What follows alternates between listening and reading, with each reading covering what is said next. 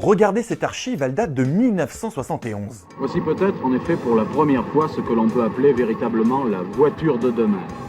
C'était il y a plus de 50 ans une archive prémonitoire, la voiture de demain c'est elle, c'est la voiture électrique et elle était déjà considérée comme un transport d'avenir. Pourtant, qu'est-ce que ce fut compliqué pour elle? Elle a longtemps été boudée par les Français. Est-ce que vous êtes prête à changer votre voiture à essence pour une voiture électrique? Ah non.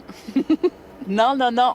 Fin du 19e siècle, premier prototype. Il y a eu la Janto en 1894, la Jamais Contente en 1899, sans oublier l'œuf électrique. C'était en 1942, son créateur, le designer Paul Arzins. Cet engin appelé l'œuf électrique et que l'artiste a construit lui-même dans son atelier de Montparnasse a un rayon d'action de 150 km et atteint la vitesse de 75 km à l'heure. D'autres prototypes suivront, notamment dans les années 70.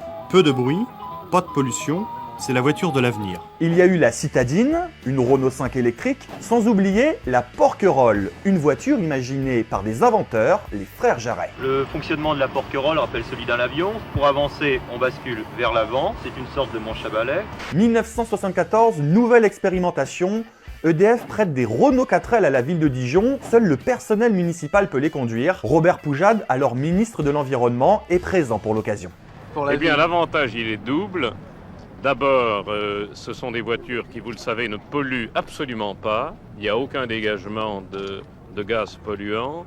Et d'autre part, vous avez pu le constater, ce sont des voitures exceptionnellement silencieuses. Seulement, la voiture électrique ne s'impose pas. Aucune commercialisation. Trop lente, trop chère à produire, autonomie limitée, bref, les Français la boudent. C'est abominablement cher et 80 km. Ensuite, vous avez combien d'heures de recharge? Une nuit. Une nuit de recharge pour 80 km, ça fait beaucoup.